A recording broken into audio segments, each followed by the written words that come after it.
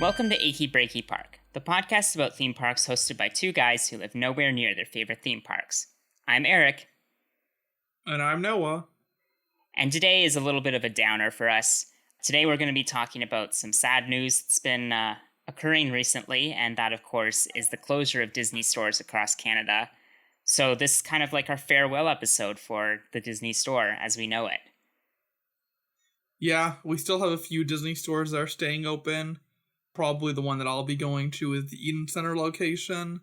And then I think we checked it right before this that Scarborough is also staying open, as well as the Vaughan Mills location, which is an outlet, which I guess makes sense because you need if you have other places, you need an outlet to put all the stuff that nobody buys. I'm sure the sales have started already for those three locations that you mentioned, which, as it happens, I was doing a little bit of reading into the news before this, and at the moment, those are the only three locations in Canada that don't yet have a closing date. All the other locations have either already closed or are closing very soon. And the speculation is that those ones are also going to close. Absolutely, yeah.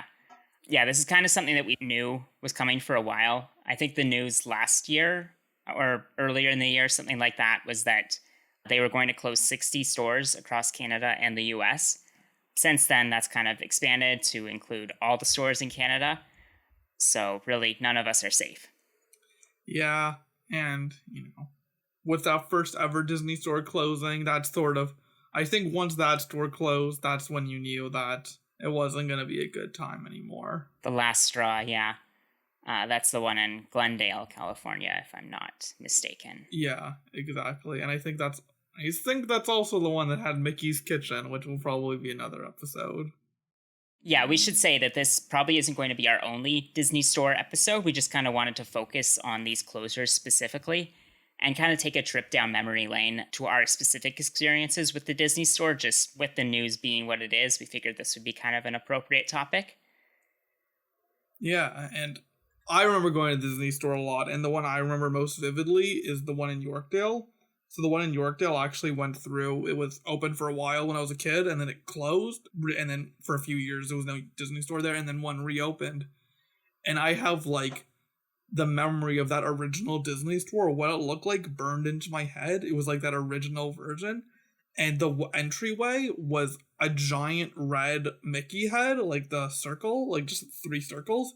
And it was super cool when you walked in, because you're walking through the Mickey head. Now it just says, Disney on it, you know what I mean? So in preparing for this episode, I was kind of looking into the chronology of Disney Store and the kind of different looks that it's had over the years. I know, of course, earlier in the 2010s, we got our most recent version, which is what you just described, the wood panel with just Disney and its projection effects and everything all inside. Yeah. And the projection effects are barely on a lot of the time. I think they gave up on those pretty quickly. Yeah, those were cool though. I like those. Those was the best part of the new design. Cause now it's just wood trees. Yeah. I don't know. I don't hate the new, the most recent design. The store that you were describing earlier, was that the original look? The very neon 80s one? Yeah, it had the figures. If you were in Sir Mickey's or the Emporium when they have all the little figures of everyone knows what the old Disney stores look like with all the different characters. And then when you walked to the back, they had the screen with the piles of plushes in a half circle with looks like an yeah, exactly. It was so cool because now it just looks like a store, you know what I mean? Back then it was that was literally, it felt like a piece of the parks. It was definitely more of a destination. I'm thinking back to my own childhood. I grew up in Ottawa, and our history with the Disney store was a little bit more chaotic. When I first grew up, we had 2 Disney stores, one downtown at the Rideau Center, and that's exactly what we just described. It was the real old school one with the neon-ish signs and the figurines and all that. Meanwhile, the one closest to me, Bayshore Shopping Center, it was kind of this weird hybrid type look. I haven't seen it at any other store, which is why I was so curious about this. I'm going to send you a picture because I managed to find a picture actually of what it looked like right before it closed. It's basically the windows are made to look like a film strip. There are these little rivets at the top and the bottom. And then right in the middle where you enter on the floor is like a Mickey Mouse head, like what you'd see before an old Mickey short. I've seen some that look like that. Specifically the film strips. They probably at this point they probably already took out like, because this is like a closing picture, but they had like the Mickey and like the Mickey animation on it with him like running. Was that on the film strips? I don't I know some of remember. them had I that. don't remember too much from the inside of this one. This one closed pretty early on. It actually, I think it was right around the time that I started going to the parks again in 2009. I think just like a couple months after I got back is when this store closed, which was super sad for me because that was like obviously when my really big fandom of Disney just kind of ignited again. So, really sad timing for that one.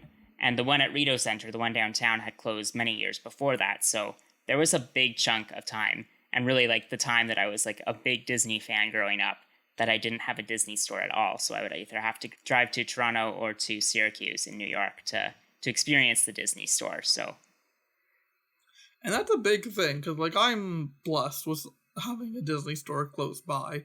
But I know for like I mean like when you're in the crappy Disney Facebook groups, you see like the people who are being like, oh, it's a big deal for them to go to the Disney store. Even shout out to our friend Megan. She lives on Vancouver Island. There's no Disney store there. Before the Disney store closed, she would have to go to Vancouver if she wanted to go to a Disney store. And to her, that was like a big thing to be able to go to the Disney store.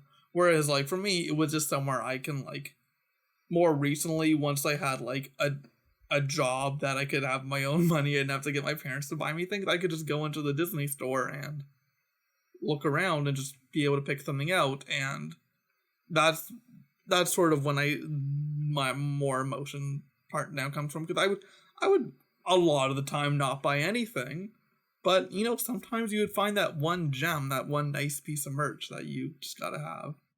I think that's really the huge thing is that so much of my memory of the Disney store, whether that was when I was a really young kid and I did have it in my hometown, or when I was older and we had to go, like the Disney store became something of a destination, it wasn't necessarily because I was going to buy something or I had my mind set on something.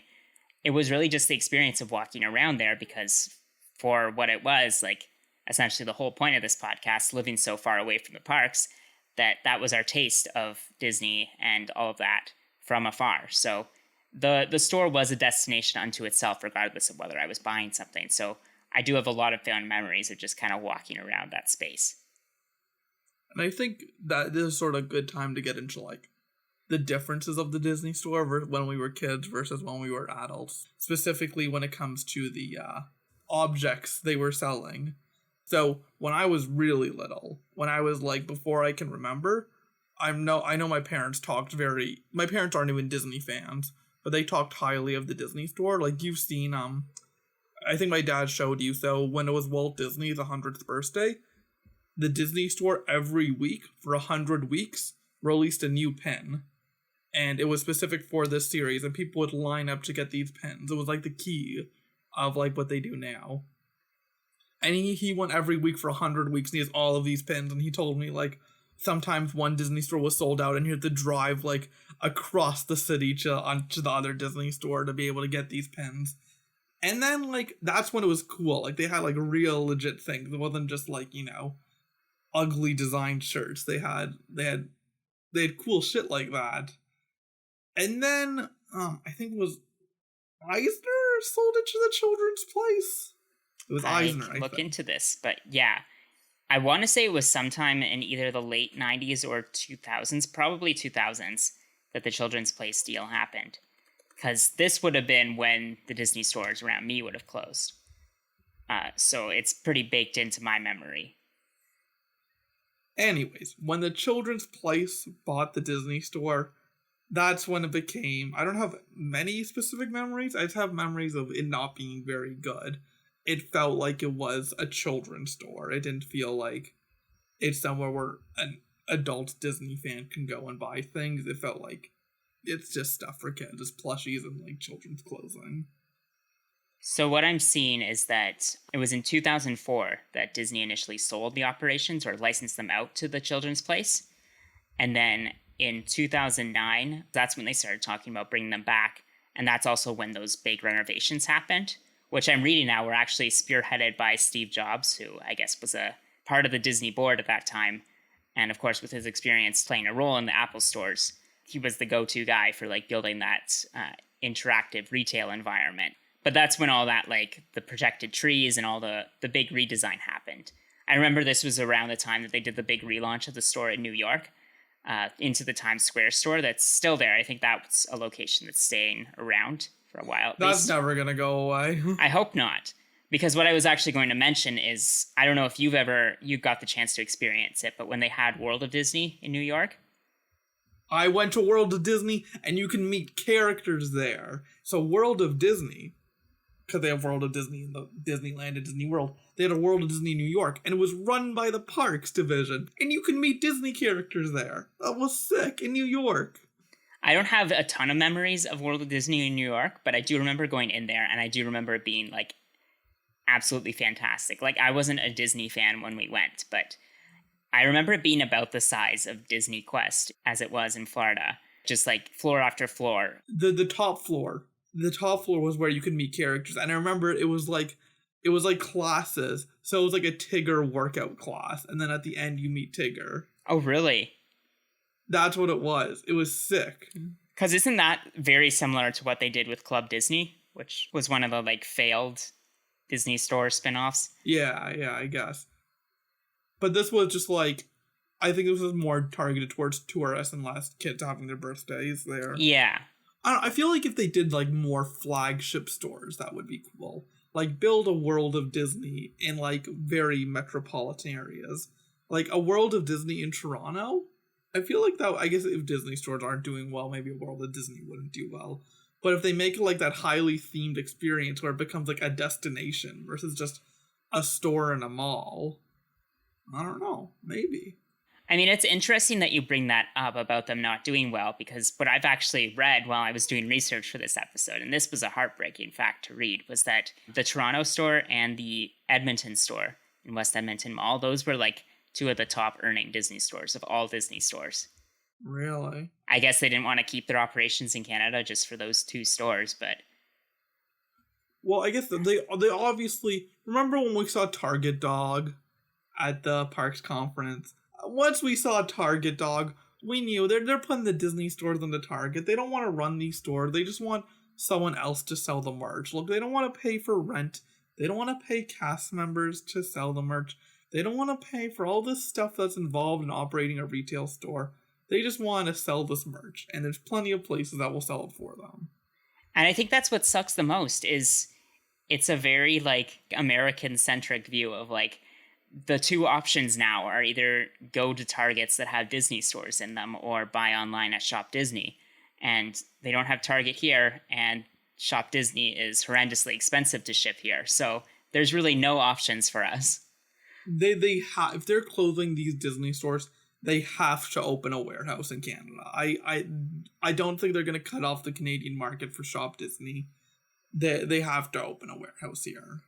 It's been rumored for years, like forever. I just pray that warehouse has Parks merch. That's all I pray, is that I can buy everything that an American can buy. None of this bullshit, this item doesn't ship to Canada. That's the other thing. I just pray that why wouldn't this item ship to Canada? What? I remember I thought I own my one share of Disney, right? They won't share me. I want to get like the certificate. I want to buy the official Disney certificate saying I'm a shareholder. Won't ship to Canada. Don't you have the certificate? I thought you had something on your wall.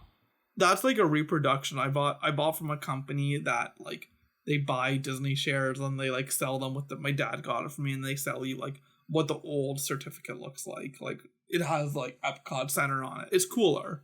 Yeah, but that sucks that you had to get that. Like the reproduction, you can't even get the real thing. No, it really doesn't make sense.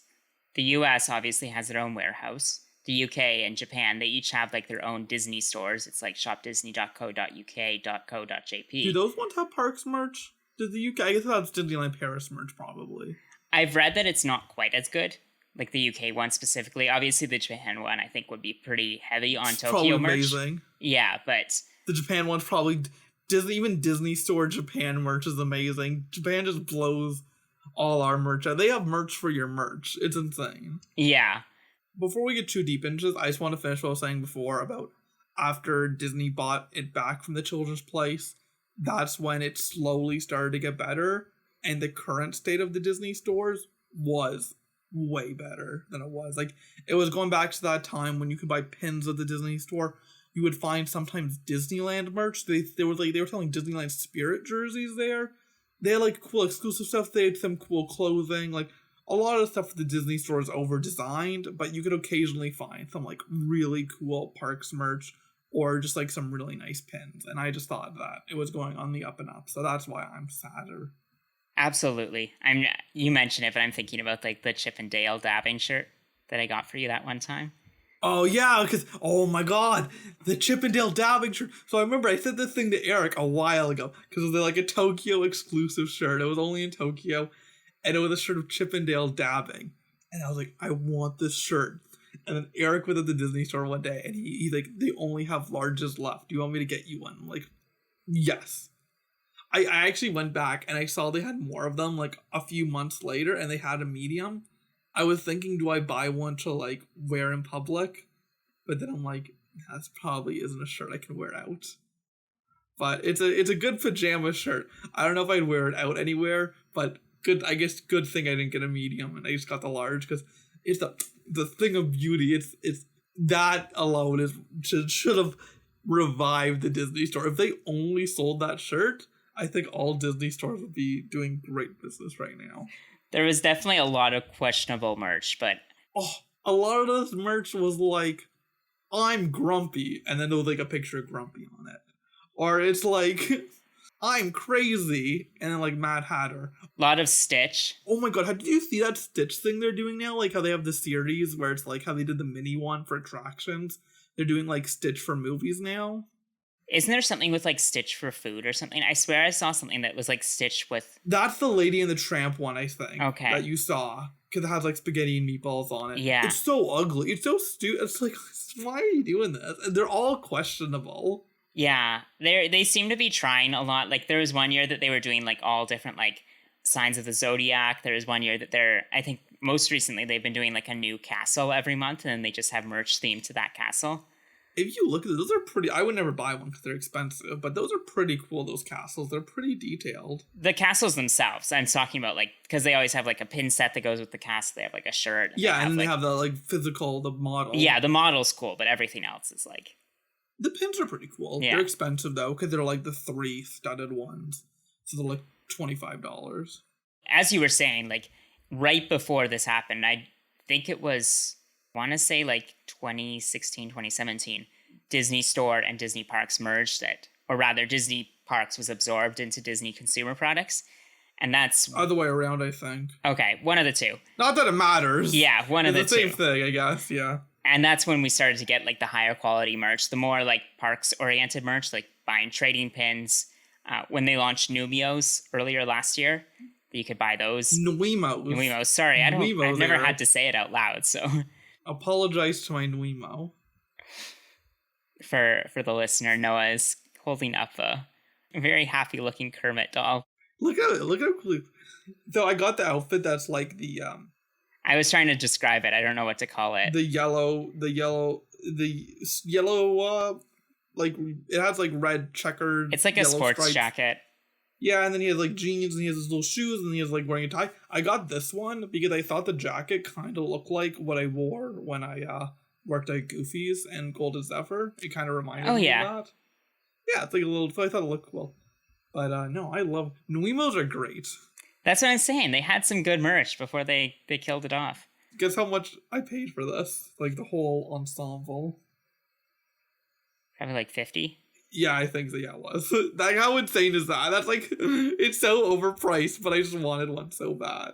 I mean, Disney Store was always expensive here, but it was nowhere near as expensive as it is now to order online, so... Oh, no, because then you have to pay U.S. pricing, and then you have to pay for the shipping, and the shipping is like $40. And then you have to pay for the import fees as well, which is like... And I don't think they have like any sort of like... It's just international shipping, So I think it's the same price to ship to Canada as it is to ship to like Japan. I never tried, but Well, Japan would be cheaper because they have their own Disney store. But okay, like, but you know what I mean. It's the same price to ship to here as it is to ship to like Argentina or something. Like, yeah, exactly, like somewhere far away.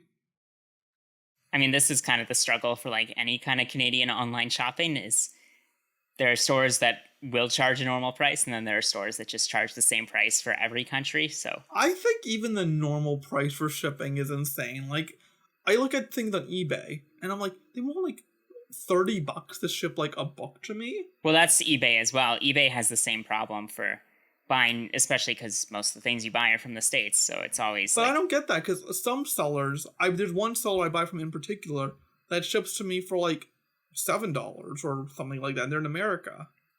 But like even like $15, I think $15 is like the normal price to like ship your to upper Canada. limit kind of thing.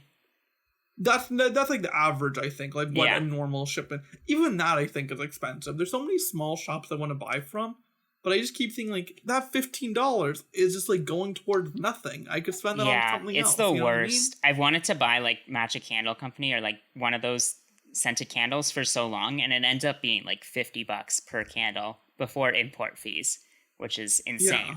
for one candle. There's the what are they called again? Yaki something? Oh, You Super know what I'm talking Yaki. about, right? Super Yaki. Like I wanted to buy something from them, and I just like they're reasonable, right? Like their pricing is reasonable and their shipping is reasonable.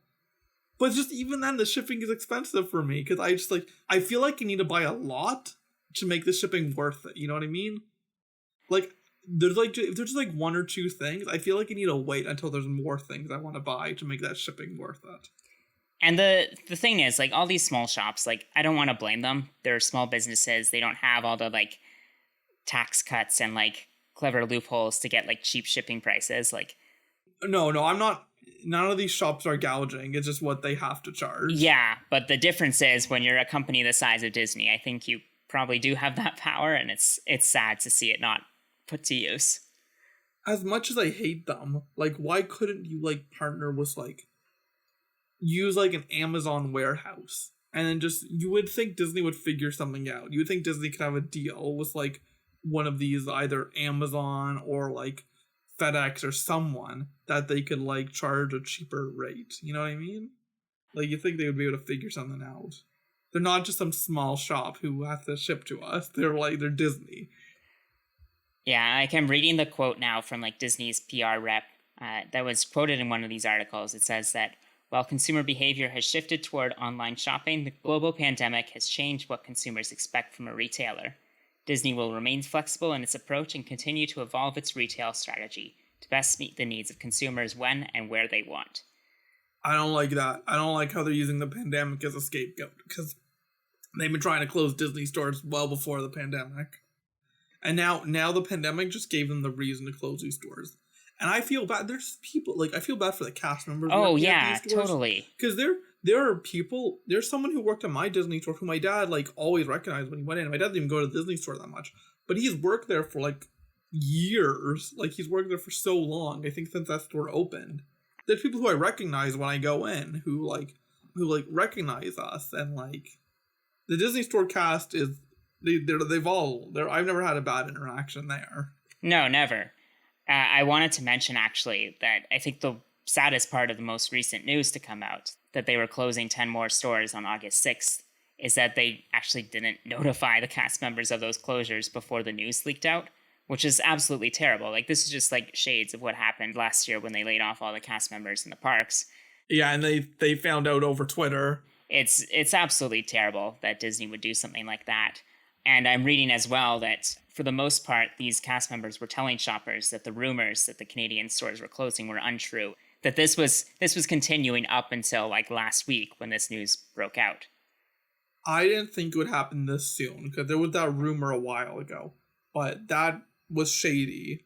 I didn't think it didn't look like a reputable site, and also I thought comment. It's like a Facebook comment, so obviously I took it with a grain of salt. But he said he worked at the Disney store and he asked his management about it, and they said that they didn't know. It was all just a rumor. They didn't know anything about it. And I think his management, I think the managers of the local stores didn't even know either. No, like, no. This probably came from top down. So no one knew. I should credit my source. I'm reading this all from Retail Insider, which is like a... that's the website that I saw was a little sketchy when they leaked the rumor. Yeah, it's certainly questionable that they're leaking this news before cast members have the opportunity to learn about their jobs. But from what I can tell, they're reputable. Like their source is good. So I tend to not believe rumors. Also, I don't believe anything until the company announces it themselves or it's obvious. Like, I knew this was coming. I just didn't think it would happen this soon. no, I think that's where we're all sitting right now. Obviously, like, we're in a place of privilege where we just want to shop at Disney stores and like have a good time. But for the people working there, for the people who like depended on this, like, it sucks. Like, there's no nice way to put it. Yeah, and it's not like when the theme parks close, like, where they're calling these people back. I think everyone who got laid off initially got a call back. Yeah, the stores aren't reopening the way that the parks reopened eventually. But I think what you're speaking to specifically is what we were talking about before, that like you don't really have a bad interaction at the Disney store, which I guess it's a blessing and a curse. It's sad that these cast members might not get the opportunity to make that kind of magic anymore. I guess it's good that they've received like such great training, and hopefully wherever they end up getting hired at will see that and recognize that, and that will help them find a new opportunity. But it absolutely sucks that they won't be able to do that kind of thing to the same extent. Yeah, and I really hope that all these people are able to rebound and get jobs again, obviously. So it really stinks because this was most people's only foray into the Disney company here. But, maybe this warehouse will open up and there'll be Disney employees there and it won't be outsourced. So maybe some people can somewhat work for Disney that way. But, I'm probably going to go make a visit to the Disney store. I think I'm going to go soon before it closes, just to say my goodbyes. I don't know if I'm going to buy anything, but... I mean, check out the sales, see if there's anything worth it. I went to Vancouver's right before it closed and there wasn't really anything special, but maybe you'll have better luck. Yeah, I'm probably gonna, at least I'll have eaten at least for a little while, so I'm not too, choked up about it, but, because Yorkdale was the one I would visit, because when I go to work, I go visit the Disney store also, and I would just, pop in there, just do a quick walk around, because sometimes they'll have things for, only a day that will just pop up in there, and you're scoop it up and just get it. Absolutely. Yeah, the rumor that I've heard is that the reason why those 3 stores in the Toronto area, the Eaton Centre, Scarborough, and Vaughan Mills, the reason that they stayed open is just because of the later lockdown in Ontario, that they wanted to give an opportunity for them to hold clearance sales. So, but Yorkdale also had the same lockdowns that Eden, I guess they're probably sending stuff to Eden. Yeah, just consolidating. Well, I think they're good. They have to open a warehouse here. It's gotta happen. If they're closing Disney stores here, there's no way that they're gonna totally remove themselves from the Canadian market. I mean, let's try to end this on an optimistic note. I know this episode has been a little bit more of a downer than what we usually do. I think it's a necessary episode because I feel like the Disney store was literally how we experienced parks. That's what I always said. I always said that the Disney store is a little bit of the theme parks here. They would sometimes do the little shows. They would sometimes play even Disney Parks music in there. It was literally my way of experiencing a little bit of Disneyland and Disney World at home. Totally, completely on brand for us, but hopefully we'll have better things to talk about in the future. That all being said, thanks for coming along for the ride with us on Achy Breaky Park. Stay tuned for new episodes on Apple Podcasts and Spotify. And be sure to follow us on Instagram and Twitter at Achy Breaky Park. If you like the show, feel free to leave us a 5-star review. And don't forget, it was all started by 2 guys desperate to go back to their favorite theme parks.